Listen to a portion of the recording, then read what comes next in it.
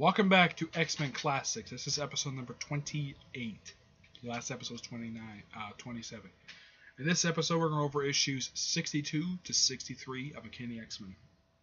First up, issue 62, featuring the return since issue 10 of Kazar. Yeah, he's been featured in a few comics at this point. The only comics he featured in prior to this was that he featured in a few issues of Daredevil.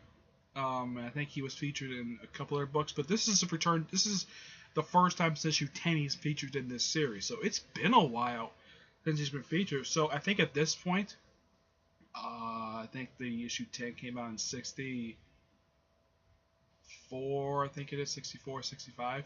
So at this point, it's been almost 5 years since he's been seen in the X Men comics. So I got handed to the X Men creative staff. I got handed to Stan Lee to keep this guy for waiting this long to bring him back. And the issue kind of picks up where the lead previous issue left off. He has where Warren is hallucinating about Chiron and this gorgeous splash page by Neil Adams. Yeah, I believe Neil Adams does this issue, if I'm not mistaken. Yeah, Neil Adams does this issue. Yep. Yeah, this is how the comic opens up with this particular splash page of Warren just hallucinating about Chiron. And of course, this goes on for a few pages. And it's kind of like flashbacks to what happened in the previous issue. Like probably just after Chiron just left. So Angel basically goes after him. It's like, where's his daughter? Like, and the Tanya's father is wondering where the heck he is. It's like, follow wherever he's gone. And of course they just go to the mountain. The guy falls off, and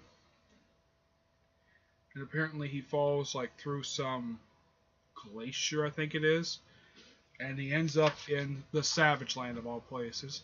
But he runs into somebody unexpected. He runs into Magneto. Yep, but he doesn't recognize his Magneto because he doesn't have his helmet on. And some of you are asking, why the heck is he dressed like this for?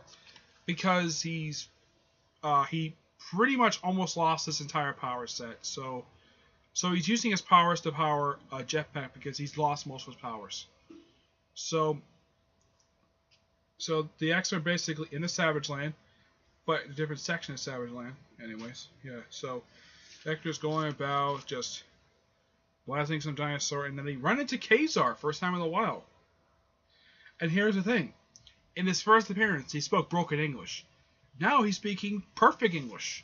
And he just thinks he's like, he's like surprised to see him because it's been a while since he just smacks Iceman. And yeah, he smacks Iceman about, and of course Kazar, he says, tells him to leave.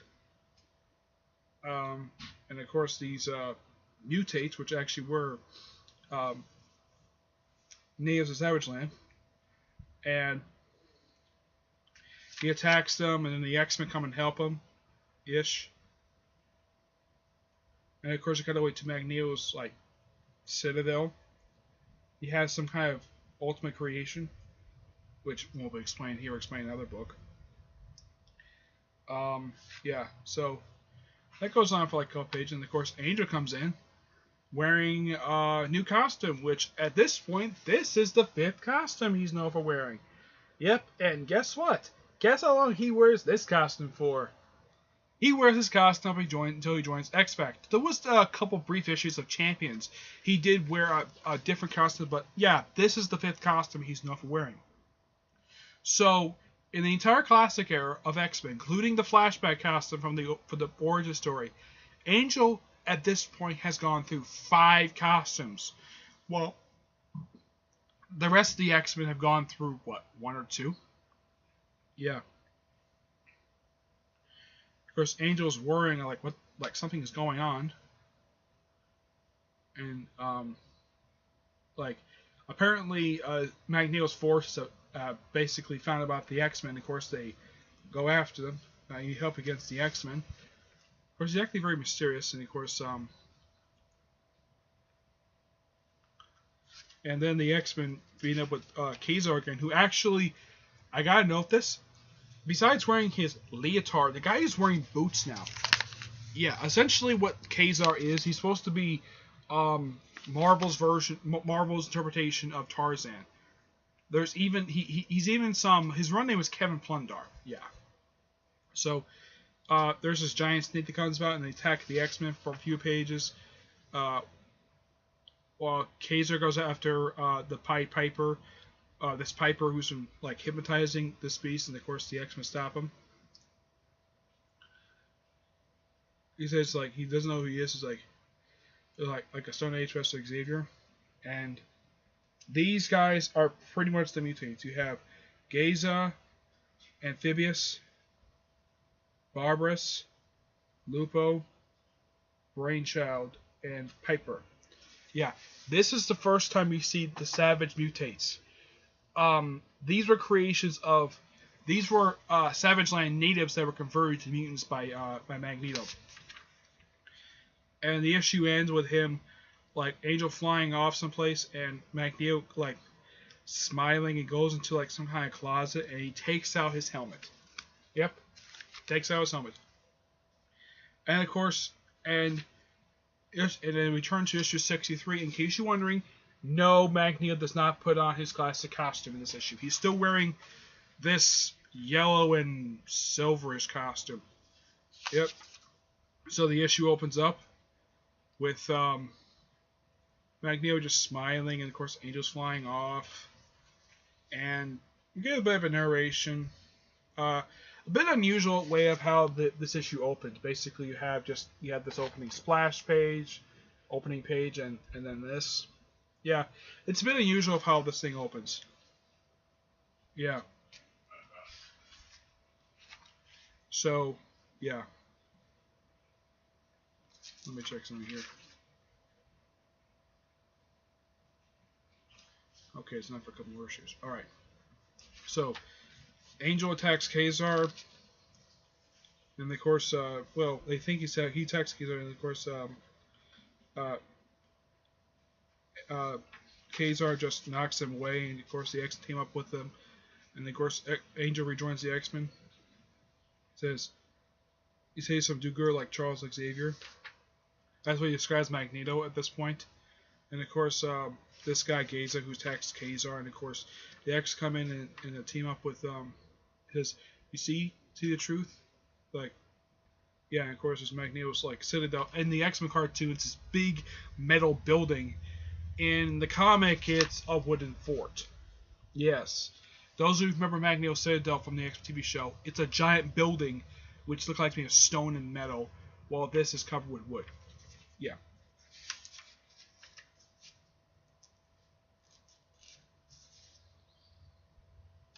And of course, finally, Kazar agrees to team up with him, and they take on these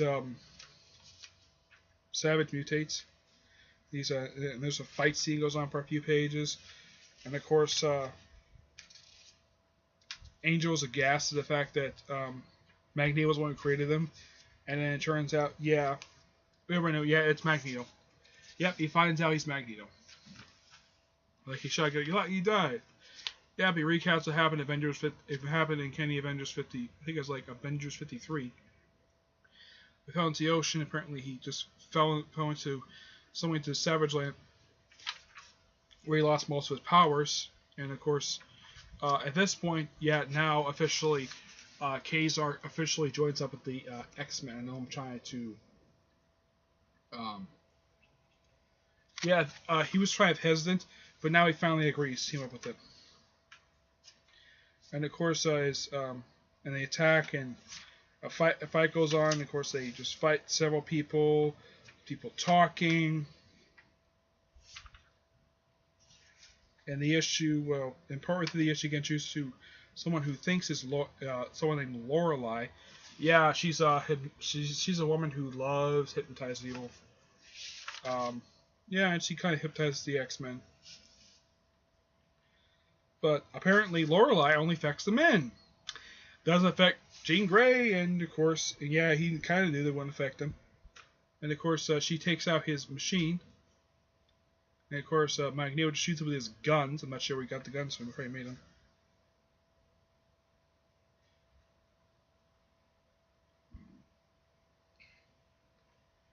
course, Magneto gets away with his jetpack, and trying to see here, he just fights Jean Grey for a few pages, and of course, one of his guns gets destroyed by Cyclops' optic blast because Jean Grey is controlling it, and of course, Laura's like, "Oh, Laura feels so strange," and of course, Magneto's like getting away, and of course, they decide to leave, and that concludes those two issues. Unlike the previous two issues, which were really good featuring Chiron, these two issues were kind of a bit of a letdown because just Magneto just creating the Savage Mutates. But I have nothing against Roy Thomas as a writer when it comes to two stories. This is probably, these two issues are kind of like a bit of his weakest issues of his second run so far. But they're still enjoyable issues to read. Neil Adams' artwork is still awesome as always. Neil Adams, as far as I know, he's the artist on the book until actually 64. The next issue he skips. He does do one more issue after this, but 63 is kind of the last official issue that he does draw wise. That's actually the second to last one he drew. There's one more after this one he does draw, but yeah. So for these two issues of Uncanny X Men, I give them an 8 out of 10. It's a bit of a step down from the previous two issues, which were really enjoyable, but especially with Chiron. And in case you're wondering, Chiron does return to Chris Claremont, takes over the book. Magneto, even though he kind of does return in the Hickman Hidden Years, which picks up where this leaves off, that's the last time he's seen in this classic era because, well, he does return in a Spotlight. During the Spotlight era, he turns up for a couple issues of Defenders, but he doesn't do very much after that. But he disappears for a little while. That's publication-wise, but Hidden Years kind of picks up where this leaves off. Would I do a review of Hidden Years part of this? Probably not, but I already did a review of Hidden Years. But I will review some issues of Fantastic Four, which feature Havoc. Yeah. So, 8 out of 10, those two issues. So, that's it for this episode. Stay tuned for the next episode, which will be... let me check something here.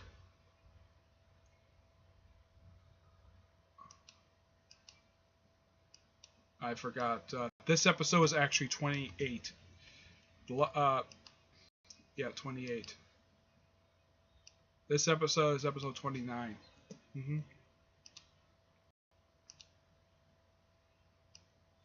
So, the next episode concludes the classic era for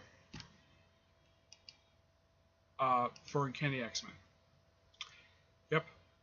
So, until then, see you there. Bye.